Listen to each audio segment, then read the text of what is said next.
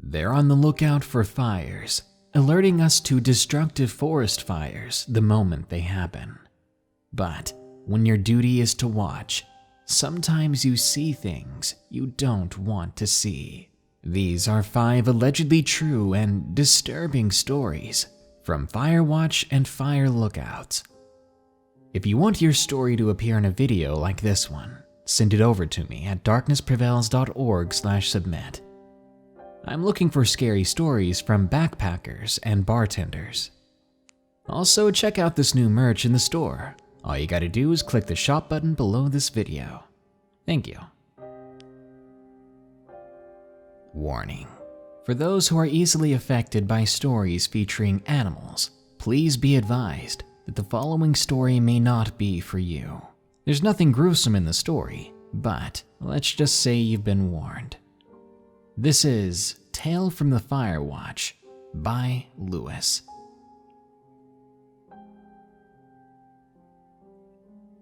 I worked as a volunteer fire lookout in the Midwest of the United States. It was something I did for fun. I enjoy helping people, and I also enjoyed the outdoors, so when I learned that the local Forest Service needed some help, I quickly volunteered. Every other weekend for that summer, I was stationed at a fire lookout tower that stood in a small clearing on top of a medium-sized hill.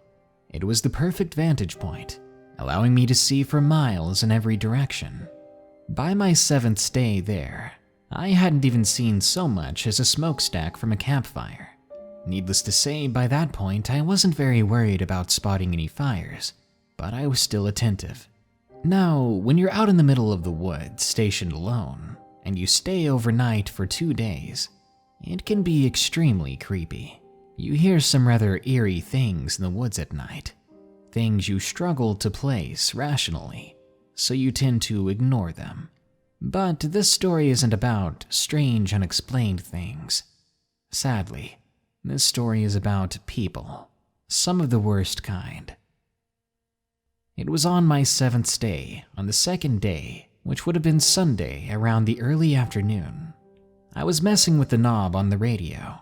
I had accidentally skipped over the first talk show I'd heard in weeks, and I was trying to find it again, because I was tired of hearing random radio stations blasting music.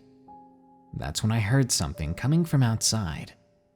There were a few different voices, laughing and shouting, followed by a smaller voice, like a distressed animal, something that was desperate and in pain. I walked onto the deck, the platform area that surrounds the shelter of the tower, and there in the clearing below me were 3 kids and a puppy. The kids looked to be 16 or 17 years old. They were shouting and laughing and seemed to be teasing the poor puppy, which I think was a small husky. The poor thing was extremely scared of the 3 boys, looking like it knew what they were about to do. The boys themselves had encircled it and were stomping toward it in quick motions, as if trying to make it jump or flinch. The puppy's tail was between its legs, and it had no idea where to go or how to escape that situation. One of the boys walked away for a moment, then came back from the tree line with a very thick branch in his hand. He was wielding it like a club, and he looked like he was about to use it on the dog. I quickly climbed down the ladder. I wasn't going fast enough, so I jumped down halfway. The moment I hit the ground, the kids saw me. Apparent from their looks, I don't think they knew that this fire lookout tower was occupied. "What do you think you're doing?" I said to them. Now, I was expecting them to react the way kids do to adults. Give me that rebellious face of knowing they'd been caught. But these kids, they were different, and it really creeped me out. They smiled toothy grins, as if they were glad they now had someone to witness what they were about to do. One of them, the tallest of the bunch, spoke up. "What do you think we're about to do? This mutt was just going to pass away in the shelter anyway. Might as well make it of use." He gestured toward the puppy, which was so scared now that it was shaking. What did he mean, make use of it? How was hurting it making use of anything? I pulled out a taser in my back pocket. It's a pretty heavy-duty one, as thick as my forearm, and any passerby would think it was military grade or something. I showed it in front of myself, and I said to them, "You guys better get home and leave that dog here, unless you want to get hurt and be unconscious when the cops arrive." This seemed to really tee them off. Their smiles vanished, and the one with the club really looked like he wanted to use it on me. Then I looked at the tall one, and he was looking at the guy with the stick and shaking his head, giving him a nonverbal cue. This was weird. They did not act like kids. They did not act like teenagers up to no good. The tall one looked back at me, then said, "Whatever, take the stupid thing." He then gestured for the other two to follow him out of the woods, but before they broke the tree line, he turned back to me and shouted, "It's not my fault if you get hurt." Hurt? Was that a threat? It didn't matter. I'd be leaving for home in the morning, and the puppy was safe now. When they were gone, I put the taser away back in my pocket. Then I walked up to it. It started yelping again, obviously having no trust in anything that looked human. Poor thing had probably never met a nice person in its life, but I wanted to show it otherwise. I've always believed most people are good, and I wanted to show this puppy that. It was shaking, its tail between its legs still, and scooting itself backward in a sitting position as I approached it. But it let me pick it up, and once I did, I began to pet it and hold it close, trying to gain its trust, trying to make sure it knew that it was okay now. Not 30 seconds after picking it up, the little baby started rubbing on me. He looked desperate for love. It brought a tear to my eye to see this, and I wondered, how long had those stupid kids been hurting this poor dog? I climbed back up the ladder carefully with the dog in one hand. Once I made it up to the platform, I quickly fed the dog some food, which was really just half a Slim Jim and some Frito bean dip. It was all I had at the moment. I wasn't really expecting company. I turned on the radio, never managing to find that talk show again, so we played some country music, the classic stuff, the old Reba and Tim McGraw stuff. All the while, that little gray puppy was absolutely annihilating the can of bean dip and had nearly swallowed the Slim Jim whole. It was starving. I scratched its ear before it quickly rolled over on its back, wanting a tummy rub. That's when I noticed she was a girl, and she had a little bit of a flea problem. "No worries," I said. "We'll take care of that when we get home." As I scratched her tummy, it was then that I realized I was taking this little girl with me, and she was going to be a part of my family. A part of my family I didn't know I wanted, didn't know that I needed. And it didn't take too long to figure out a name for her. Sophie, a name as pretty as she was cute. When the sun was beginning to set, I climbed back down the ladder with her to see if she wanted to do her business. While we were down there, I tried to get her to chew on some sticks or see if she would fetch them. She wasn't too great at fetch. It was more like, you throw that stick and I'm keeping it, which was okay by me. As I was climbing back up the ladder with her, after playing down there for about 20 minutes, I began to hear shouting coming from the trees. The voice sounded familiar. It was that kid. I rolled my eyes, climbed up the ladder, and began to pull it up so that they couldn't get to us. These kids were trouble, and I was not risking it. I see the 3 figures of the kids from before. They're coming from the tree line. When they get into the view of the setting sun, I see that they're now wearing masks. Creepy-looking animal masks. It was so bizarre and out of place, I found myself wondering how close to Halloween it was. "I thought I told you to go home," I shouted down to them. They stared at me, motionless. 10 seconds went by without another word, before the tall one once more spoke up, his voice partially muffled behind the goat mask. "I told you, you started this. All we needed was something to give, and you took it from us. Now we have nothing to give, and we want it back." I was more confused now, and a little bit worried. So they wanted the dog back, and that means they were ready to take it by force. I began to wonder if they had brought weapons. I didn't say anything back. They couldn't get up in this tower if they wanted to. I took Sophie inside the enclosure of the platform, where the bed and the radio were, and we settled in for the night. But that didn't really affect the kids outside. They were shouting all night. Sometimes they simply moaned and bleated like animals, while other times they were shouting threats and describing what they wanted to do to me. Yes, I radioed this in, and I was told that a patrol car would be by in an hour or so. But the thing is, the patrol car never made it, and when I saw after that hour that they didn't show up, I contacted someone over the radio again, and they told me that the cop got lost and they would be there as soon as possible. Well, soon wasn't soon enough. Now, with the ladder hidden away and the kids having no way to get into the tower, I held Sophie close, and we eventually fell asleep together in my little cot. Cop or no cop, we'd be fine and would just have to wait these guys out. I woke up after sunrise. The radio said it was about 9 a.m. I had overslept. I rubbed the sleep out of my eyes and turned over. I noticed Sophie was gone. Figuring she had just jumped out of the bed, I looked under it. She wasn't there.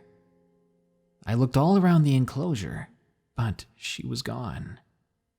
I noticed that the door to the enclosure was partially open. Fear filled me as I realized that she may have walked off the edge of the platform and gotten hurt. I ran out and over to the edge. She wasn't on the ground anywhere, and she wasn't anywhere on the platform. I quickly threw the ladder back down, and I began to climb down the platform, but halfway down, I noticed something. A sickly feeling flooded my stomach as I realized where Sophie was. There were holes punched in the beams of the tower, and there were grooves in the holes, as if something metal had twisted itself into them. These holes led all the way from the bottom to the top of the platform. Those kids, they had climbed up while I was sleeping. I don't know how they managed to do it without waking me, but they took Sophie. It's hard to describe the feeling of sadness, loss, and anger that I felt in that moment. Making my way down the tower, I searched the woods for about 2 hours before I made my way to where I parked my car. I would report this to the cops in person myself, but I knew deep down that it would be too late. Anything that could be done might not be done, and if it could get done, it would be far after those kids did what they wanted to my Sophie.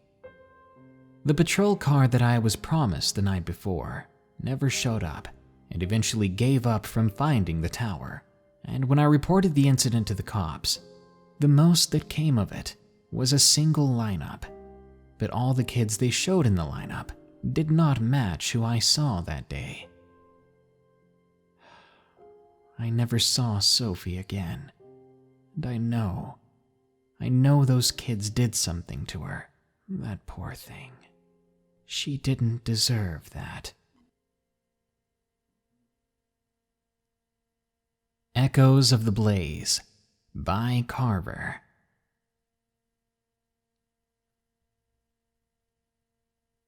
During the spring of 2014, I served as a volunteer fire lookout for my local national park. I was told it would look very well on my application to be a forest ranger, which in the area I lived in was highly competitive. There weren't many spots to be forest rangers, but every guy I grew up with wanted to be one. We grew up loving the outdoors, so I can't say I blame them. This was basically our dream job, and I was doing whatever it took to get the extra advantage over them. Anyway, I managed to talk my way to be a 2-week-long volunteer at the local fire lookout. It was stationed in a sparse set of woods. There wasn't much wildlife there, so I figured it'd be easy. If something did happen, I would see it from a mile away, literally. I was excited about it. Didn't really bring any forms of entertainment during my stay, because the wilderness was entertainment enough. But it was on the very first night that the horror began. You see, I had nightmares every night. Multiple nightmares of the same thing, only changed in different ways sometimes. The nightmare was about the forest remaining silent while the lookout tower burned to ash. Sometimes I was in the fire, and I would burn up with it, and I could feel every searing pain from the blaze. Other times, I was standing outside of the tower, on the ground, looking up at it, as it burned away to nothing but a pile of ash. But whenever the nightmare came, and it was from the perspective of me on the ground, I could see someone in the tower. It looked to be a man, roughly in his late 30s. And as the flames took him, he didn't budge. Instead, his figure would be still and look down at me from the burning tower. This was literally a nightly occurrence, and no matter what sleeping pills I took, what calming noises or exercises I used, the nightmares always came to me. Those 2 weeks were basically the worst of my life. I got barely any sleep. Nightmares began to bleed into reality. At one point I even woke up screaming before running down the tower, only managing to realize halfway down that the fire wasn't actually real. Finally, the last day came. I was sitting on the steps waiting for someone to pick me up, one of the rangers who had promised to take me back to my car after my volunteer service was over. They showed up at around noon, and the first thing the guy said was, "Whoa, you look like you haven't slept in weeks." So apparently my stress was pretty obvious. I climbed into the Arctic Cat he was driving, and we began to make our way down a bumpy forest trail. He asked me how it was, and if I enjoyed my stay at the lookout. With tired eyes, I simply nodded. When it grew quiet again, I felt compelled to tell him about the nightmares. "It was strange, man," I said, then yawned. I kept having this nightmare, same one every night. The tower would keep getting burned down in flames, and I saw someone standing in the tower. I think he told me his name once too. Something like Dave, I think. It was awful. I don't think I got much sleep, to be honest.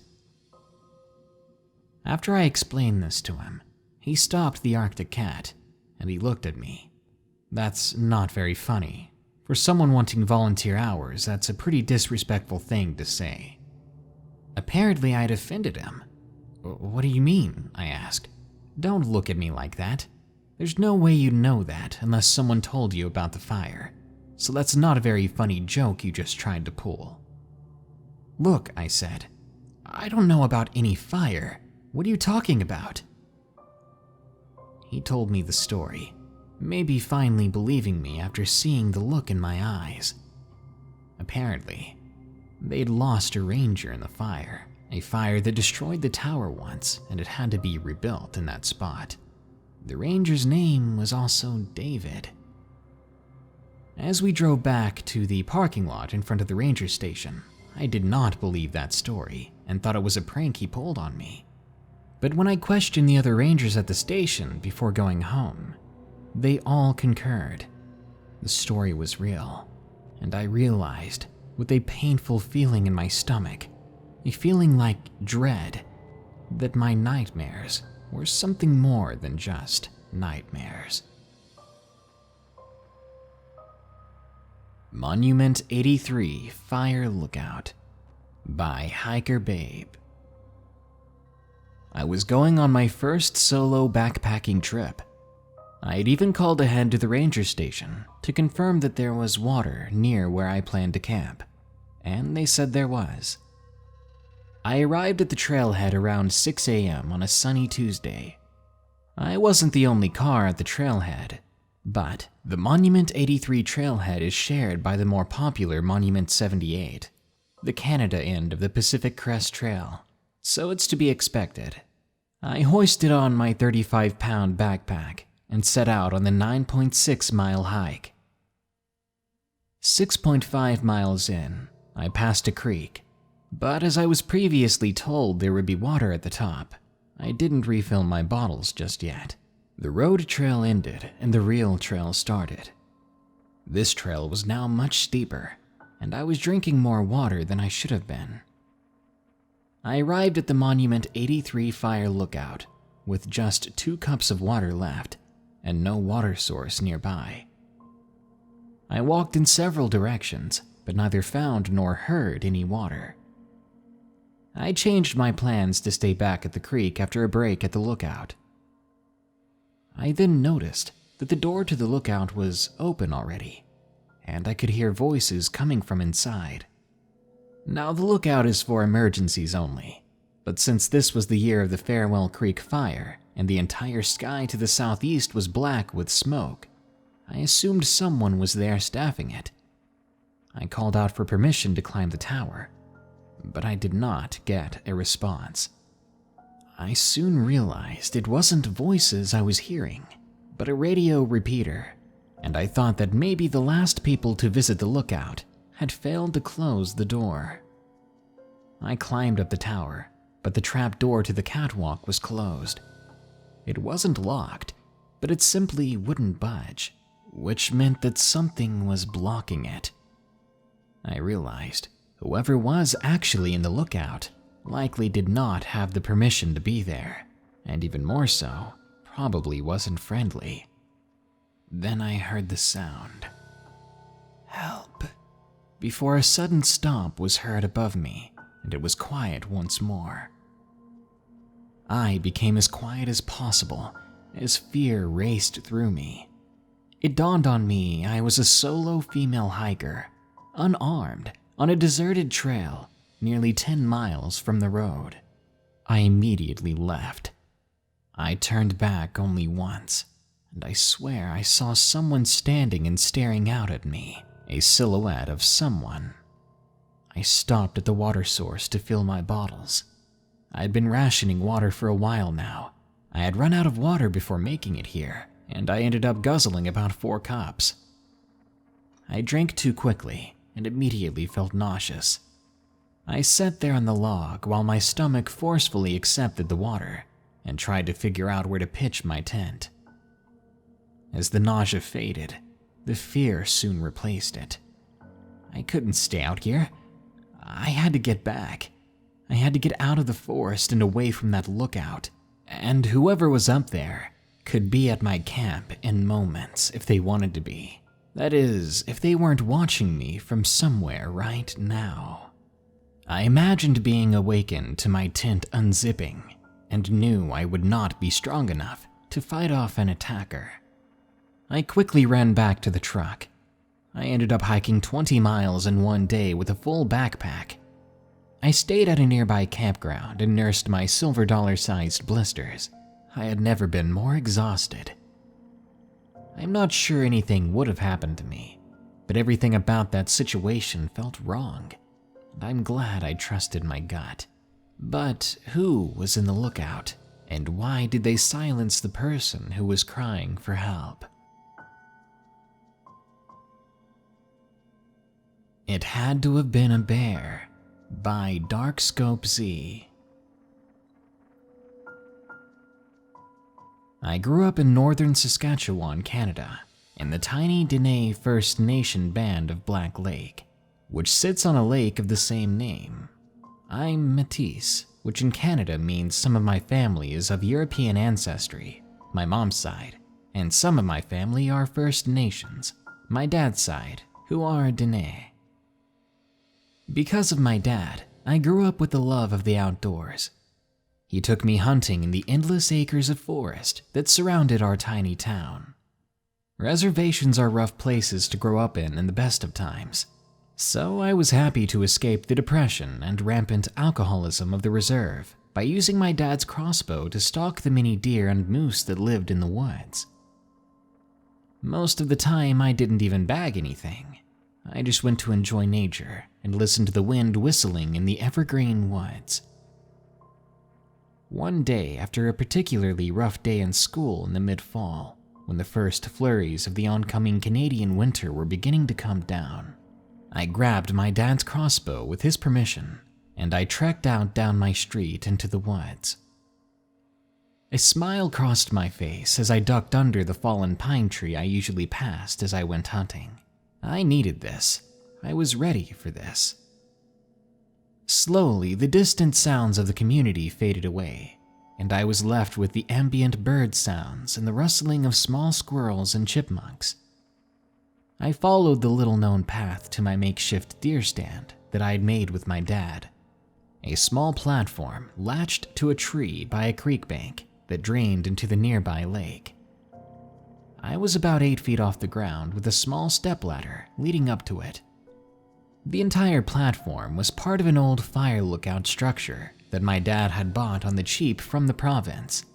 It was about 2 kilometers down that path that I'd been walking on, and when I got there, I pulled myself up the stepladder onto the platform and made myself comfortable, scanning the riverbank silently for any deer coming down for a drink from my vantage point on the old fire lookout. After a few hours, it became clear today wasn't going to be my day, so I took a lighter from my pocket, stuffed some kindling into an old coffee pot that I kept at the Firewatch tower, and lit a small campfire to ward off the chill of the evening fall air. As I sat there, crossbow across my lap, and enjoying the warmth of my little blaze, I felt myself dozing off a little, letting the flurries melt on my warm tongue. But then I heard a sound that snapped me instantly awake and completely on guard. Down below me, I heard the distinct sniffing and huffing sound, which in these woods only meant one thing: a bear. Now, we get grizzlies and black bears aplenty up here in the north, and this sounded like an enormous grizzly, hungry and smelling for food. I mentally cursed at myself for lighting that fire, probably drawing the thing to me, and I stamped it out with my combat boot.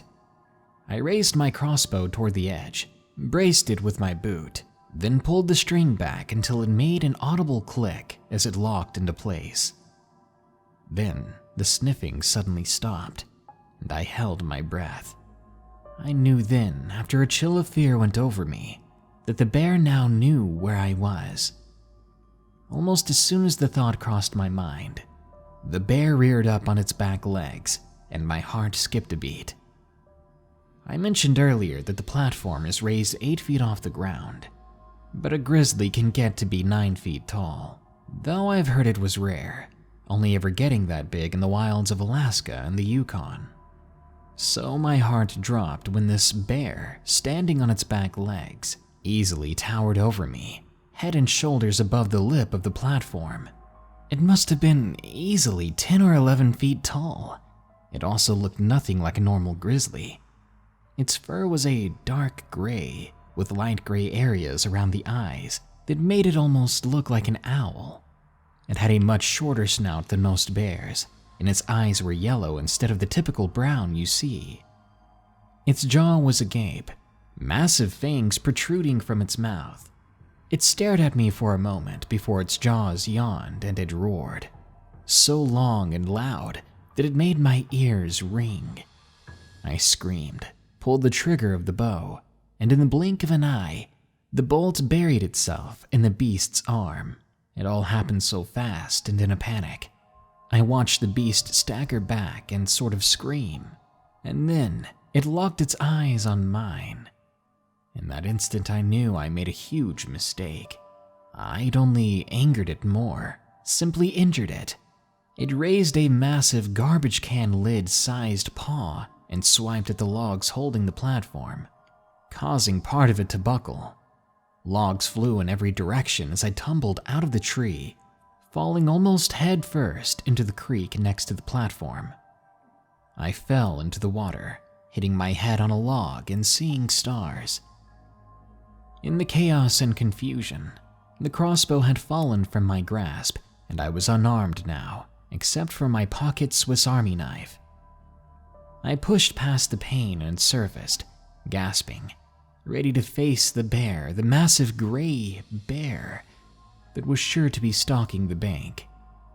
I saw it, leaning its massive head over the bank, pawing the water with huge claws. It was looking for me. With a yell, I kicked back as it splashed its paws through the water. I was fighting for my life, but my mind was more clear than ever. It was like my body was on autopilot, doing what it had to fight back. I began to kick and swim my way downstream, riding the rapids and staying as far away from the bear as I could.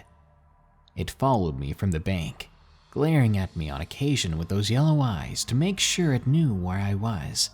It was waiting to see where I ended up, waiting for me to wash ashore and devour me. Whenever I'd get too close to the bank, it would once more swipe at the water with those enormous paws. Luckily, I was just out of reach. The creek ended up being long enough that the bear eventually just stopped.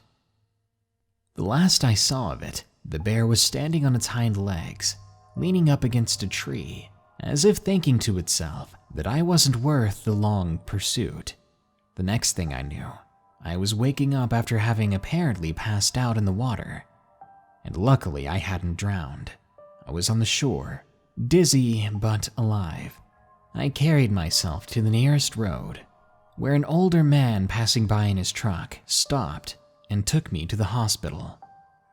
I was treated for hypothermia and a severe concussion. When my dad showed up and I was conscious again, I told him my story. At first he didn't believe me, but the more I insisted, the more convinced he became. So yeah, I was attacked by the most bizarre-looking bear you'd ever see. But I survived, and I'm here to tell you something you probably already know. When it comes down to it, and nature targets you as its next victim, there's not much you can do but pray and fight for your life. I haven't gone back to the old and now destroyed fire lookout, but I don't want to either. I don't want to cross paths with that hungry bear. Mysterious Creature at the Firewatch by Ghost Slayer 00. I live in the northern part of Sweden, in the countryside, a good distance away from the bigger cities. I work as a harvester and forwarder operator with 2 colleagues, and if you don't know what it is, it's a big piece of red machinery that harvests timber. When it's summertime, the ground gets really dry, and there's a large risk that the machine's chains and tracks could grind up towards a rock and spark a quick and bad fire. So on that particular day, I was working as a firewatch for that company, making sure nothing went ablaze, and if it did, I'd be the first to respond and make sure it didn't get too bad. I had an ATV equipped with a fire extinguisher and water tanks on the back to help put fires out. Anyway, it was around early noon, and my coworkers were driving around. I was standing in a makeshift lookout tower. It gives us a great view of the entire lot, so we don't miss a single spark. To my right was the logging road with all the timber stacked up, and to my far left is the newly exposed tree line. Anyway, I was just observing the machines when I got the sudden urge to look to my left. I don't know why, but I went ahead and listened to that weird gut feeling. I didn't see anything at first, trees swaying in a heavy summer wind. I scanned the tree line again and again, intensely, something inside me telling me that I was missing something. Again, I really didn't know why. And then I spotted it. There was something behind a medium-sized boulder, a tall, dark shadow. At first, I thought it was an old rotten tree or something, so I started my ATV and proceeded to approach it. The closer I got to it, the more nervous I got. When I was about 50 meters away, I could start to make out the shapes better. As I said before, all I knew was it was tall and dark, maybe 3 meters in height. It appeared to have arms, but it was really hard to see. But I felt obligated to approach it more. If it was an animal, it was unlike anything I'd ever seen, and I would be overcome with curiosity If it was a person, they were trespassing and could get hurt around the large machinery. Either way, I had to approach. I was really scared at this point, the entirety of my being telling me to turn around and get the heck out of there. I stared at the shape intensely for about a minute, waiting for it to move, and suddenly it did. It shrunk away down behind the rock.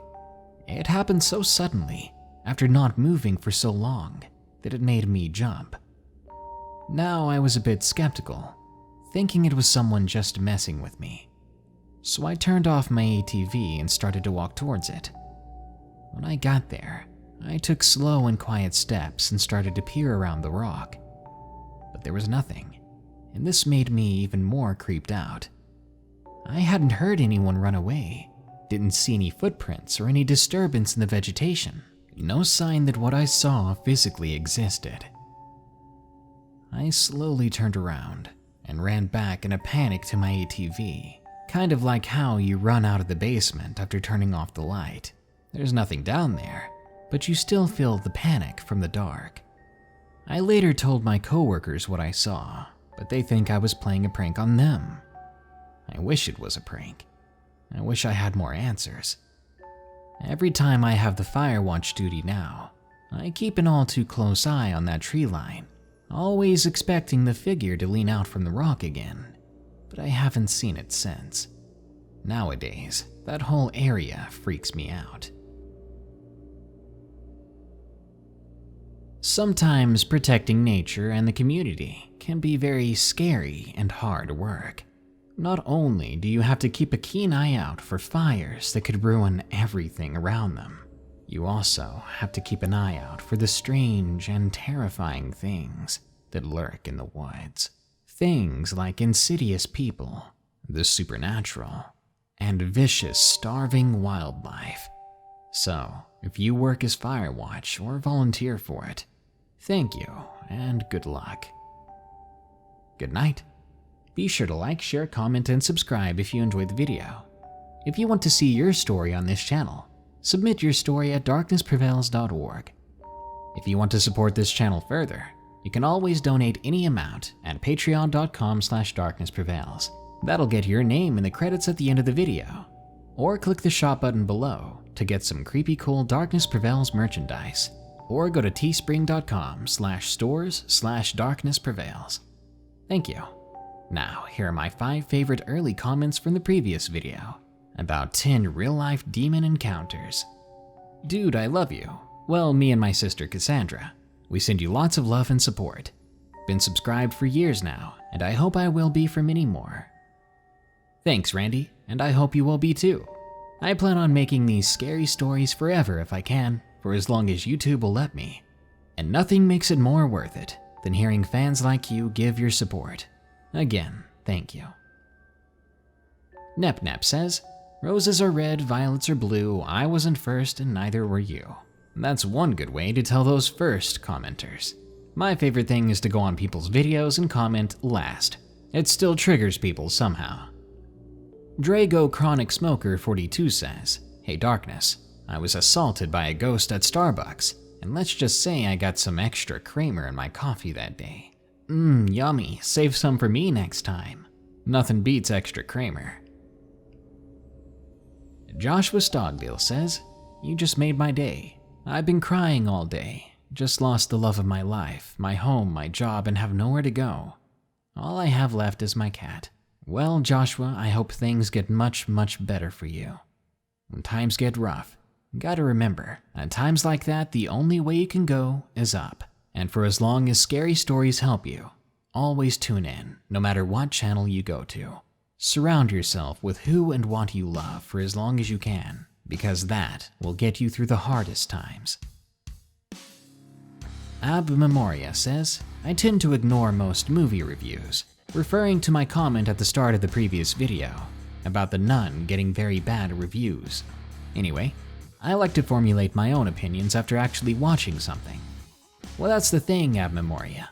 By the time you've watched that bad or good movie, you've given the creators money. And once you give them your money, you've just influenced them to make more bad or good stuff. Take it from me. You don't have to listen to the reviews, and I recommend listening to the user reviews over the critics. But if you keep paying people for bad movies, they're just gonna make you more and more bad movies, until the market is oversaturated with pure crap and collapses. So yeah, I'm not gonna go pay to watch The Nun, because the Conjuring franchise used to be well made, and if I do get desperate to watch it, I'll rent it for $3 on Google Play when it comes out, and not give them 20 because my wife and I went to a theater. Hope you understand, and thanks for your input. Anyways guys, thanks so much for tuning in to another Darkness Prevails classic. More scary stories are coming soon, so stay tuned. Until next time, here are the credits to my loyal patrons, whose extra support allows me to maintain my website, get more and more submissions to make more and more videos more frequently. Thank you all. Remember, stay safe out there and stay creepy, because this world is a strange one.